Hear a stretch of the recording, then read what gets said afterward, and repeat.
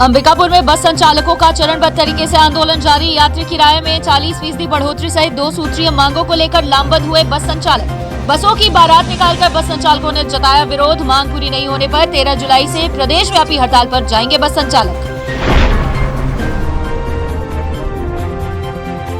अंबिकापुर में corona vaccine के चमत्कार का दूसरा मामला आया सामने। न्यूरोलॉजिकल समस्या से ग्रसित व्यक्ति का दावा, वैक्सीन की पहली डोज लगने के 15 दिन बाद न्यूरोलॉजिकल समस्या से मिली पीड़ित को राहत, चिकित्सक भी हैरान।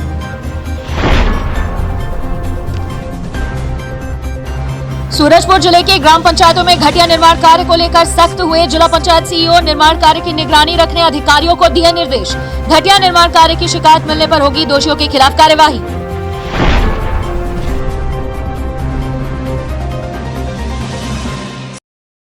नमस्कार, मैं हूं वीना सिंह। आप देख रहे हैं आवाज और खबरें अब विस्तार से।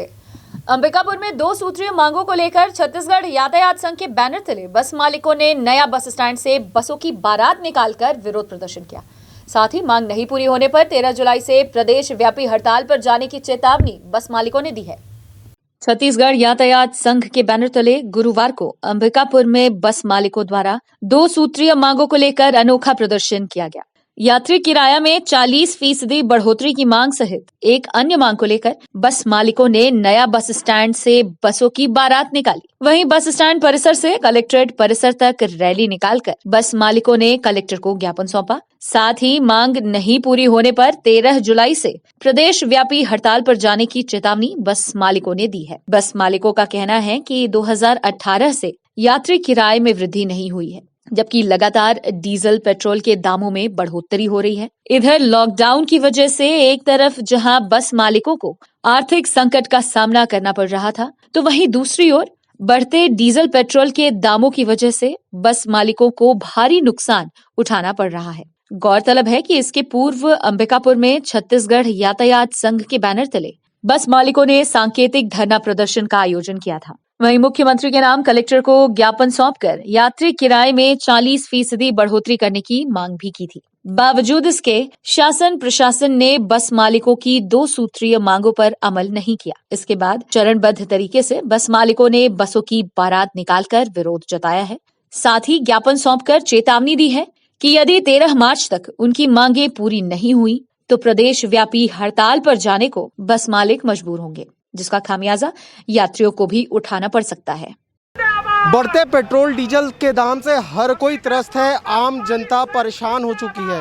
इसका व्यापक असर बस संचालकों पर भी पड़ रहा है, क्योंकि लगातार बढ़ते पेट्रोल के दामों से कहीं ना कहीं बस संचालक भी अब परेशान हो चुके हैं। अंबिकापुर में लगातार जो बस संचालक संघ है, यातायात संघ है, वो विरोध कर रहा है कि जो पेट्रोल डीजल के दाम लगातार बढ़ रहे हैं उसे कम किया जाए, साथ ही यात्री किराया भी बढ़ाया जाए। आज ये तीसरा चरण है। आप देख सकते हैं कि किस तरह से बस की बारात निकाली गई है। इसमें यात्री बस की बारात है ये। इसमें देखिए कि एक भी यात्री मौजूद नहीं है, लेकिन किस तरह से कतारबद्ध बस स्टैंड से ये बस निकली हुई है और विरोध जता रहे हैं जो बस संचालक हैं। और ये बस जो बस की बारात है वो कलेक्ट्रेट जाएगी। यहाँ पे जितने हैं आप देख सकते हैं, जो बस संचालक हैं वो आगे आगे चल रहे हैं, जैसे मानो कि वाकई में बारात निकली हो। और लगातार ये तीसरा विरोध प्रदर्शन है। इसके पहले जो बस संचालक हैं वो बस स्टैंड में सांकेतिक रूप से धरना प्रदर्शन किए थे और उसके बाद कलेक्टर को ज्ञापन सौंपकर अपनी 2 सूत्रीय मांगों को रखा था, लेकिन अब तक इन पर अमल नहीं किया गया। हम बात करते हैं, आज आप लोगों के द्वारा बस का जुलूस निकाला गया है, क्या कहना, क्या मांग? बस में किराया वृद्धि के संबंध में छत्तीसगढ़ शासन से मांग किया जा रहा है 40% किराए में वृद्धि की जाए। एक स्पीकर के माध्यम से आवाज़ सुनाई दे रही है कि पेट्रोल डीजल के भी दाम कम किए जाए। तो डीजल के महंगाई के कारण ही तो सारे व्यवसाय में फर्क पड़ रहा है। यदि डीजल का दाम कम हो जाएगा तो किराया वृद्धि की कोई आवश्यकता नहीं पड़ेगा। आपसे जानना चाहते हैं कितना असर पड़ रहा है, जो पेट्रोल डीजल के दाम बढ़ रहे हैं, आपके व्यवसाय में कितना असर पड़ रहा है? हमारे व्यवसाय में कम से कम 40 से 50% का फर्क पड़ रहा है। पहले डीजल 60 रुपया था, अब 90 रुपया 100 रुपया करीब पहुंच गया है, तो 40 रुपया डीजल का रेट बढ़ गया। मोटर पार्ट्स के रेट बढ़ गए, टायरों के रेट बढ़ गए, मोबिल ऑयल के रेट बढ़ गए, सारे बस से संबंधित सभी सामानों के रेट बढ़ गए। और किराया हमारा 2018 में से जो है वही किराया आज भी है। इसमें मतलब अब तक 2018 से अब तक लगभग 40 से 50% पार्ट्स के, डीजल के, सभी के रेट बढ़ गए और हमारा किराया अभी बढ़ भी नहीं रहा है। जैसे लगातार पेट्रोल डीजल के दाम बढ़ रहे हैं लेकिन 2018 से किराया नहीं बढ़ा। इसकी मांग को लेकर आज जो बस संचालक है वो प्रदर्शन कर रहे हैं। कोरोना काल में कितना असर पड़ा, यात्रियों की संख्याएं कम हुई हैं और लगातार जो पेट्रोल डीजल के दाम बढ़ रहे हैं उससे कितना फर्क पड़ रहा है बस संचालन? बस संचालन में तो बस का संचालन सिर्फ इस वक्त तो 10% हो रहा है। बाकी जो मालिक हैं बसों के, उनकी आर्थिक स्थिति इससे बहुत ख़राब हुई है और ये तो 60 से 70% प्रभाव पड़ा है। सारे चीज़ों की कीमत बढ़ गई है। सबसे ज़्यादा डीजल की कीमत बढ़ी है और डीजल की कीमत, इंश्योरेंस बढ़ गया बहुत ज़्यादा, 300% बढ़ गया है इंश्योरेंस। डीजल 60 से 100 रुपये हो गया। इससे आर्थिक स्थिति बहुत ख़राब हुई है और इस कोरोना काल में अभी लॉकडाउन ख़त्म होने के बाद भी मुश्किल से 15 से 20% बसें चल रही हैं और उसमें भी यात्री बिल्कुल नगण्य है। इसी का आर्थिक स्थिति बहुत ख़राब हो चुकी है। कितनी सूत्रीय मांग है आप लोगों की? नहीं, मांग तो हमारी 2 सूत्रीय मांग है। कौन कौन सी? एक मांग ये है किराया बढ़ाया जाए और दूसरा मांग है निष्प्रयोग की अवधि खत्म की जाए। 2 मुख्य मांगे हैं। प्रयोग की अवधि खत्म करने से अगर नहीं करते हैं तो कितना नुकसान उठाना पड़ रहा है? हमको सब गाड़ियों को खड़ी नहीं, गाड़ियों सारी को गाड़ियों टैक्स देना पड़ेगा। वो तो ऐसा है कि मान लीजिए किसी के पास 10 गाड़ियां हैं और एक गाड़ी चल रही तो 9 का टैक्स देना पड़ेगा। तो बेहतर ये है कि सरकार इसको वापस ले कम से कम। कोरोना काल में ही नहीं, क्यों, कोरोना की वजह से 5 साल व्यापारी पीछे हो चुके हैं, बस मालिक जो है वो पीछे हो चुके हैं। तो आने वाले समय तक जब तक ये पूरा रेगुलर ना हो जाए, आवागमन ठीक से चलने लगे, जब तक निष्प्रयोग को शिथिल करना चाहिए इनको।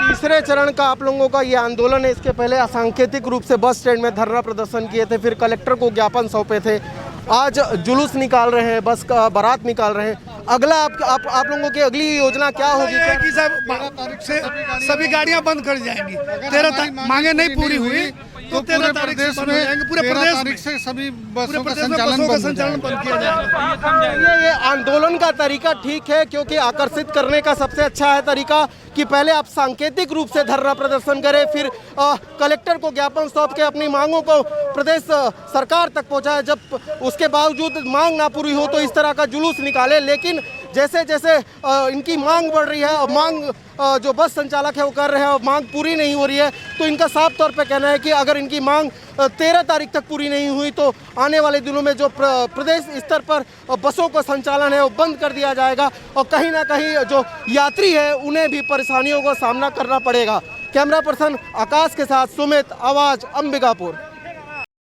अंबिकापुर शहर में कोविड वैक्सीन का एक और चमत्कारी मामला सामने आया है, जहां शहर के दर्रीपारा निवासी चंद्रशेखर यादव का दावा है कि कोरोना वैक्सीन की पहली डोज लगने के 15 दिनों बाद उनकी न्यूरोलॉजिकल समस्या खत्म हो चुकी है। पीड़ित बीते 2 सालों से न्यूरोलॉजिकल समस्या से ग्रसित था और उसके हाथ पैर सही तरीके से काम नहीं कर रहे थे।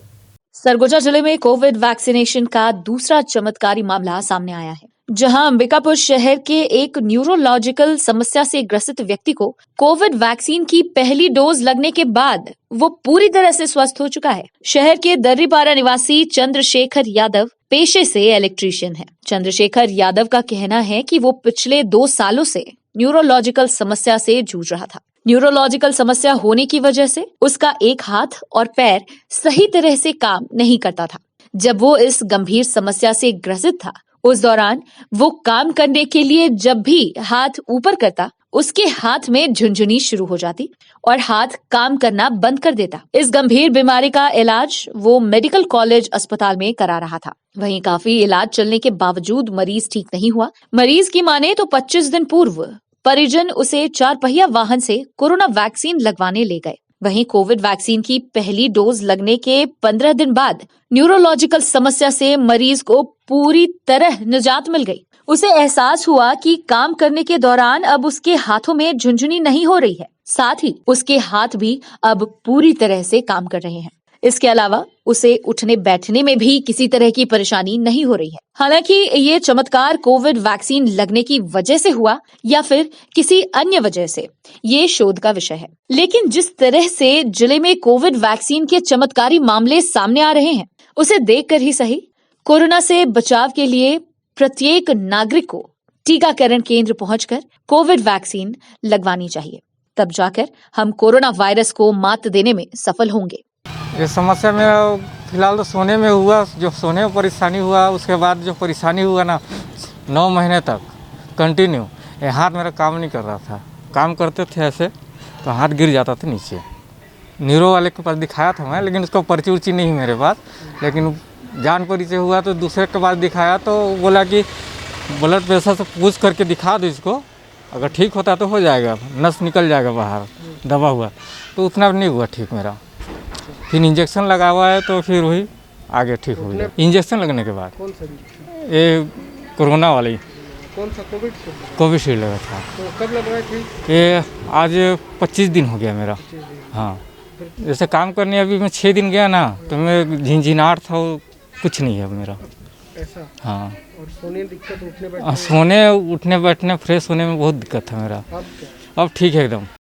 ग्राम पंचायतों में घटिया पुल और पुलिया निर्माण कार्य को लेकर सूरजपुर जिले में प्रशासन सख्त हो गया है। एक तरफ जहां जिला पंचायत सीईओ ने घटिया निर्माण कार्य पर रोक लगाने के लिए अधिकारियों को निर्देशित किया है, तो वहीं गुणवत्ताहीन निर्माण कार्यों की जांच कराकर कार्यवाही करने की बात जिला पंचायत सीईओ ने की है। सूरजपुर जिले में ग्राम पंचायत स्तर पर आए दिन छोटे छोटे पुल पुलिया समेत स्टॉप डैम के निर्माण कार्य में गड़बड़ी की शिकायतें सामने आती रहती हैं। जहां कई पंचायतों में कहीं औचित्यहीन स्थल पर स्टॉप डैम का निर्माण किया जाता है तो कहीं गुणवत्ताहीन पुल पुलिया बनाकर छोड़ दिया जाता है। गुणवत्ताहीन निर्माण कार्य की वजह से बारिश में हर साल कई पुल पुलिया धराशायी हो जाते हैं, जबकि निर्माण एजेंसी खुद ग्राम पंचायत होती है। बावजूद इसके गुणवत्ताहीन पुल पुलिया का निर्माण ग्राम पंचायतें करवाकर निर्माण एजेंसी मुनाफा कमाने में लगी रहती हैं। वहीं लगातार मिल रही घटिया निर्माण कार्य की शिकायतों के बाद जिला प्रशासन सख्त हो गया है। जिला पंचायत सीईओ राहुल देव ने कहा कि ऐसे मामलों में रोक लगाने के लिए संबंधित अधिकारियों को जनपद स्तर पर निर्देश दिए गए हैं। वहीं पंचायतों में हो रहे घटिया निर्माण कार्यों पर प्रशासन निगरानी भी रखेगा। इसके अलावा पूर्व में हुए गुणवत्ताहीन कार्यों की भी जानकारी निकाली जा रही है और शिकायत सही पाए जाने पर कार्यवाही भी की जाएगी। कोई भी निर्माण कार्य करे जाने की एक प्रक्रिया होती है, चाहे वो ग्राम पंचायत के द्वारा हो, चाहे आरईएस के द्वारा हो, चाहे अन्य एजेंसियों के द्वारा हो। उस प्रोटोकॉल का पालन करना अनिवार्य होता है।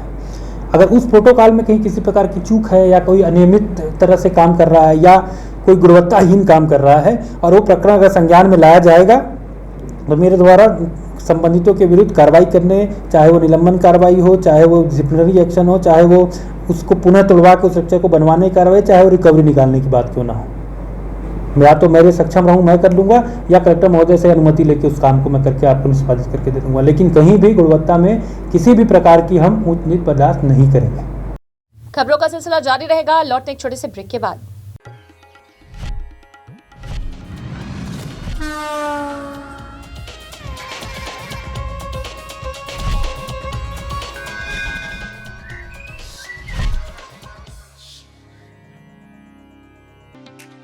पेश है 100% फूड ग्रेड प्लास्टिक से तैयार फोनिक्स रोटो मोल्ड वाटर टैंक। दमदार मजबूती और ड्यूरेबिलिटी की असली पहचान। 10 सालों की वारंटी वाला पावरफुल फोनिक्स वाटर टैंक जो है पीने के पानी के लिए भी पूरी तरह सुरक्षित। साथ ही हम बनाते हैं हर तरह के PVC pipes and fitting items. संपर्क करें 9826515093 पर। फोनिक्स वाटर टैंक, भरोसा आपका, जिम्मेदारी हमारी। क्या आपको मालूम है कि अंबिकापुर के सभी स्कूलों की ऑनलाइन क्लासेस शुरू हो गई हैं? क्या आपको वर्क फ्रॉम होम के लिए इंटरनेट की जरूरत है? अब अंबिकापुर के सभी क्षेत्रों में ब्रॉडबैंड इंटरनेट कनेक्शन की सुविधाएं उचित दरों पर उपलब्ध हैं। आज ही संपर्क करें Vande Mahamaya cable network, VM internet service, Alaknanda complex, प्रथम तल, अग्रसेन चौक, अंबिकापुर। मोबाइल 7440765555 98261261 20,239।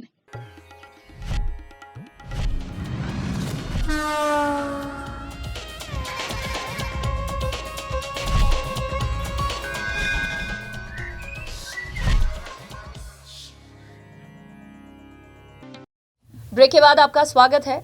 बलरामपुर जिले के बरियो चौकी अंतर्गत ग्राम सिधवा निवासी श्याम सुंदर कुशवाहा ने गांव के ही मणिदीप जायसवाल और उसके साथियों पर 5 एकड़ भूमि पर अवैध कब्जा करने का गंभीर आरोप लगाया है। इसके अलावा श्याम सुंदर कुशवाहा का आरोप है कि भूमाफियाओं ने थाने में उनके खिलाफ झूठी एफआईआर दर्ज कराई है। बलरामपुर जिले के राजपुर विकास खंड के बरियो चौकी अंतर्गत ग्राम सिधमा में भूमि विवाद पर 2 पक्षों में हुई मारपीट के बाद गुरुवार को भूमि स्वामी श्याम सुंदर कुशवाहा ने पत्रकारों को संबोधित कर भूमाफिया द्वारा प्रताड़ित करने की बात कहते हुए इस संबंध में अपनी आपबीती सुनाई और प्रशासन से न्याय दिलाने की गुहार लगाई। श्याम सुंदर का आरोप है कि ग्राम सिधमा में उनके स्वामित्व की 5.5 एकड़ भूमि है, जिसमें से लगभग 1.5 एकड़ जमीन पर गांव के मणिदीप जायसवाल तथा जितेंद्र उर्फ छोटू जायसवाल द्वारा अवैध तरीके से कब्जा कर लिया गया है। पिछले दिनों उक्त दोनों भाइयों द्वारा श्याम सुंदर के पूरे 5.5 एकड़ भूमि को जोते जाने की सूचना मिलने के बाद वो अपने परिवार के सदस्यों तथा ग्रामीणों के साथ अपनी भूमि पर पहुंचे थे, जहां का नजारा देखकर वे हक्के बक्के रह गए। लोगों के कहने पर उन्होंने उक्त भूमि पर फिर से जुताई कर रहर के बीज बोना शुरू कर दिया। इसी दौरान वहां जितेंद्र जायसवाल अपने साथी सोनू सरदार उर्फ लल्ला, आकाश पांडे, अरुण यादव, मिथिलेश पटेल, देवेंद्र, हिमांशु श्रीवास्तव, श्रीकांत जायसवाल सहित 8-10 लोगों को सफारी वाहन में लाठी डंडे तथा तलवार लेकर वहां पहुंच गए तथा गाली गलौज करते हुए मारपीट पर उतारू हो गया। इस दौरान हुई झड़प तथा धक्का मुक्की की वजह से दोनों पक्षों के लोगों को चोटें आईं, जिस पर ग्रामीणों ने हस्तक्षेप कर मामला शांत कराया। वहीं श्याम सुंदर का आरोप है कि दूसरे पक्ष ने उन पर और उनके 2 भतीजों के खिलाफ नामजद झूठा अपराध दर्ज करा दिया है। उन्होंने बताया कि इस घटना के तुरंत बाद वे भी थाने पहुंचे तथा पूरे घटनाक्रम की जानकारी देकर उनके खिलाफ एफआईआर दर्ज किए जाने की मांग की, मगर पुलिस ने उनकी नहीं सुनी। इस घटना के 4 दिन बीत जाने के बाद भी अब तक श्याम सुंदर पक्ष की ओर से पुलिस ने एफआईआर नहीं लिया है, जिससे वे इधर उधर भटक कर न्याय की गुहार लगाते फिर रहे हैं। मैं ग्राम सिधवा में 1995 में ज़मीन लिया था पंडित जी से, तिलकधारी मिश्रा जी से, और तब से मैं खेती करते आ रहा हूँ उस ज़मीन पे। कुछ दिनों से जो है 2017 से जो है छोटू नाम का जायसवाल नाम का आदमी, और क्या कहना चाहिए मणिदीप नाम का जायसवाल नाम का आदमी मेरे को परेशान कर रहे हैं। और तहसीलदार साहब के और पटवारी साहब के गलती की वजह से मैं दंड भोग रहा हूँ। सर मेरे ऊपर कृपा किया जाए। और अभी जो है 4 जुलाई को जो है मैं भूमि पूजन पे गया था अपनी ज़मीन पे। उस दिन भी मेरे साथ हाथापाई कर दिया, मेरे को पैर से दबा दिया जूता से। और जो है मेरे भाई भतीजा लोग जब भूमि पूजन से वो आवाज़ दिया मैंने, तो वो दौड़ते हुए भागा, तो उसको जो है वो गिरा, और गिरने के बाद जो है उसको चोट उठ के आई है, मैं नहीं जानता हूँ। ये तहसीलदार साहब के और पटवारी साहब ने ज़मीन को अचानक 2017 में 8 जून को नापा था, और उसी दिन से मैं परेशान हूँ। सुरेश क्या बोलना चाहिए, ये संजय कुमार मिंज और नसीम पटवारी थे उस दिन, और इन्होंने ज़मीन पे दाग लगा के चले दिया। उसी दिन से परेशान हूँ। और 2018 में जो है कलेक्टर साहब बलरामपुर का आदेश को भी इन्होंने पारित नहीं किया आज तक, और ये सब परेशानी का कारण यही है। सर अंबिकापुर में आजाद सेवा संघ के कार्यकर्ताओं ने कलेक्टर को ज्ञापन सौंपा है। आजाद सेवा संघ ने शहर के आजाद चौक पर शहीद चंद्रशेखर आजाद की प्रतिमा स्थापित करने की मांग की है। आजाद सेवा संघ के प्रदेश सचिव रचित मिश्रा ने कहा कि अंबिकापुर शहर का आजाद चौक, जिसे आकाशवाणी चौक कहा जाता है, उक्त स्थान पर आजाद सेवा संघ के द्वारा बीते 4 वर्षों से चंद्रशेखर आजाद की मूर्ति स्थापित करने की मांग की जा रही है। बावजूद इसके उनकी मांगों पर किसी का ध्यान आकर्षित नहीं हो रहा है। अपनी इस मांग को लेकर आजाद सेवा संघ के पदाधिकारी और कार्यकर्ताओं ने एक बार फिर कलेक्टर को ज्ञापन सौंपकर मूर्ति स्थापित करने की मांग की है। साथ ही रचित मिश्रा ने कहा कि यदि 1 महीने के भीतर प्रतिमा की स्थापना प्रशासन द्वारा नहीं की गई तो आजाद सेवा संघ उग्र आंदोलन कर खुद प्रतिमा की स्थापना करेगा। आज हम कलेक्टेड आए हैं। हम आज इस मांग को लेकर आए हैं कि चंद्रशेखर आज़ाद जी की मूर्ति, जो आज हम 4 वर्षों से लगातार ज्ञापन के माध्यम से मांग करे जा रहे हैं कि आज़ाद चौक, जो आकाशवाणी चौक कहा जाता है, वहाँ पर चंद्रशेखर आज़ाद जी की मूर्ति की स्थापना किया जाए, पर उस पर किसी का ध्यान नहीं दिया जा रहा है। आज हम कलेक्टर साहब को ज्ञापन देकर मांग करने आए हैं कि उस पर एक महीना के अंदर वहाँ प्रतिमा लगाने पर कुछ निर्णय लिया जाए, नहीं तो आजाद सेवा संघ के द्वारा उग्र आंदोलन भी किया जाएगा और वहाँ प्रतिमा भी लगाया जाएगा। सरगुजा पुलिस अधीक्षक अमित तुकाराम कांबले के द्वारा सरगुजा पुलिस अधीक्षक के पदभार ग्रहण करने के पश्चात क्षेत्र की जानकारी और भौगोलिक स्थिति से अवगत होने के लिए लगातार जिले के थानों में भ्रमण किया जा रहा है। पुलिस अधीक्षक ने पिछले दिनों थाना मैनपाट और सीतापुर तथा बतौली का भ्रमण कर थाने में मौजूद स्टाफ का उत्साहवर्धन करने के साथ ही साफ सफाई पर विशेष ध्यान देने हेतु निर्देशित किया। इसी कड़ी में बुधवार को थाना लुंड्रा, धौरपुर और चौकी रघुनाथपुर का भ्रमण किया गया है। इस दौरान थाने के पेंडिंग साफ सफाई करने और थाने में वृक्षारोपण करने अधिकारियों को निर्देशित किया गया है। ये भ्रमण पुलिस विभाग में कसावट लाने और क्षेत्र के भौगोलिक स्थिति को जानने के लिए पुलिस अधीक्षक अमित तुकाराम कांबले द्वारा की जा रही है। फिलहाल वक्त है एक और छोटे से ब्रेक का, जल्द लौटते हैं।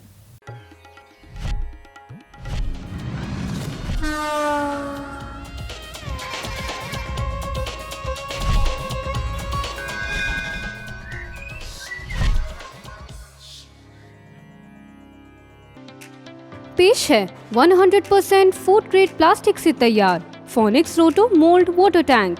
दमदार मजबूती और ड्यूरेबिलिटी की असली पहचान। 10 सालों की वारंटी वाला पावरफुल फोनिक्स वाटर टैंक जो है पीने के पानी के लिए भी पूरी तरह सुरक्षित। साथ ही हम बनाते हैं हर तरह के PVC pipes and fitting items. संपर्क करें 9826515093 पर। फोनिक्स वाटर टैंक, भरोसा आपका, जिम्मेदारी हमारी। क्या आपको मालूम है कि अंबिकापुर के सभी स्कूलों की ऑनलाइन क्लासेस शुरू हो गई हैं? क्या आपको वर्क फ्रॉम होम के लिए इंटरनेट की जरूरत है? अब अंबिकापुर के सभी क्षेत्रों में ब्रॉडबैंड इंटरनेट कनेक्शन की सुविधाएं उचित दरों पर उपलब्ध हैं। आज ही संपर्क करें Vande Mahamaya cable network, VM internet service, Alaknanda complex, प्रथम तल, अग्रसेन चौक, अंबिकापुर। मोबाइल 7440765555 9826120239।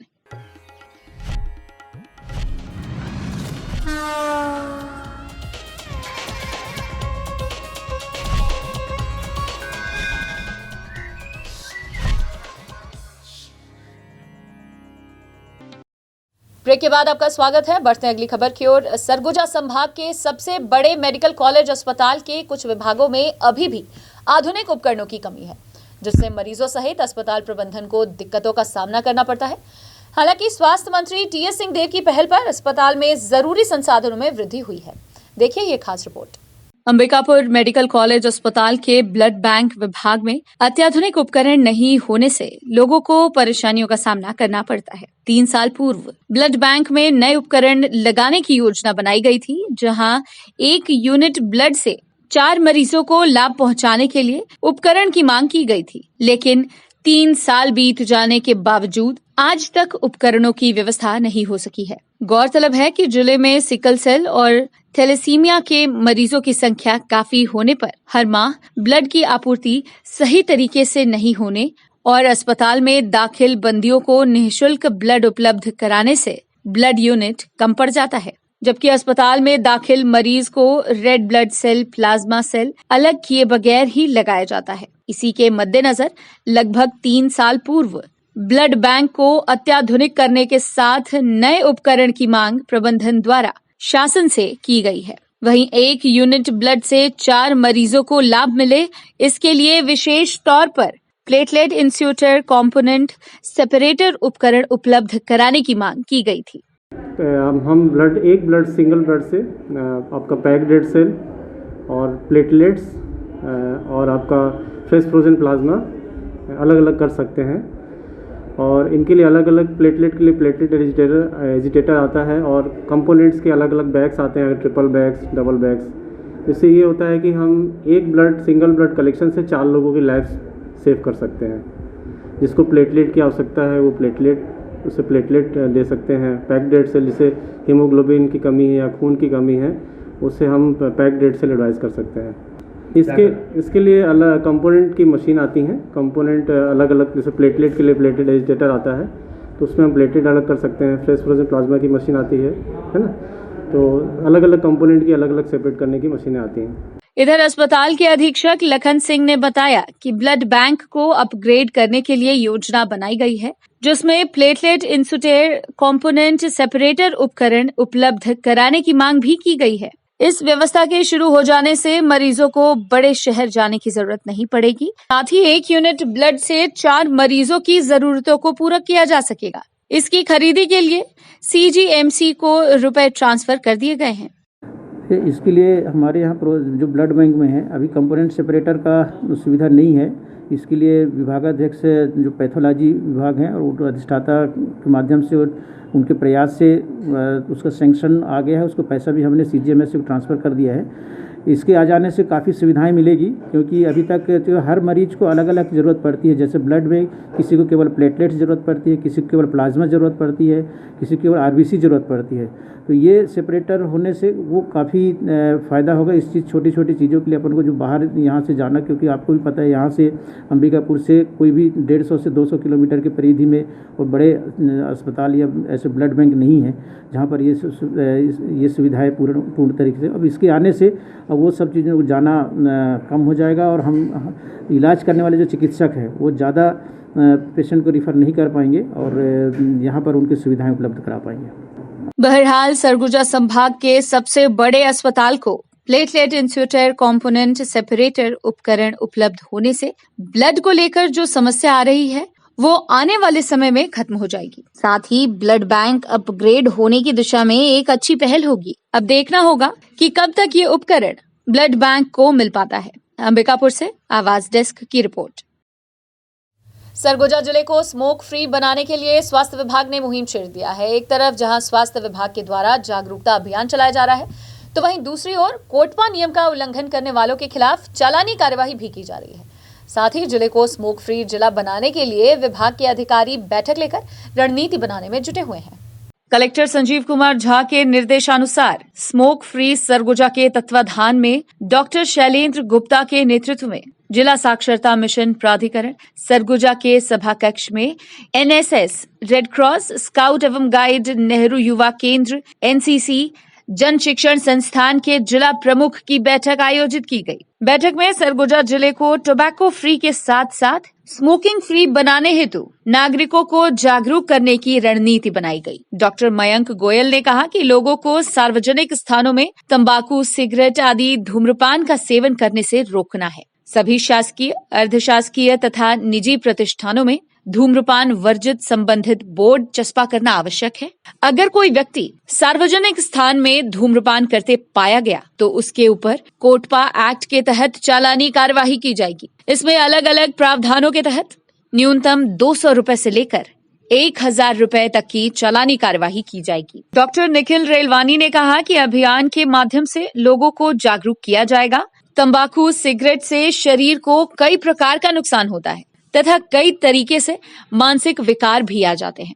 लोगों को धूम्रपान से होने वाली बीमारियों के प्रति आगाह करना हम सभी का कर्तव्य है, जिससे सरगुजा स्मोकिंग फ्री सिटी के रूप में छत्तीसगढ़ में अपना नाम रोशन कर सके। इसमें लोग अधिक से अधिक जुड़कर अभियान को सफल बनाने में सहयोग करें। बैठक में doctor Anamika Tiwari, doctor Nikita Gupta, doctor Neha Singh, doctor Akanksha Tiwari, साक्षरता के जिला परियोजना अधिकारी गिरीश गुप्ता, जन शिक्षण संस्थान सरगुजा के निदेशक M सिद्दीकी सहित अधिकारी कर्मचारी उपस्थित थे।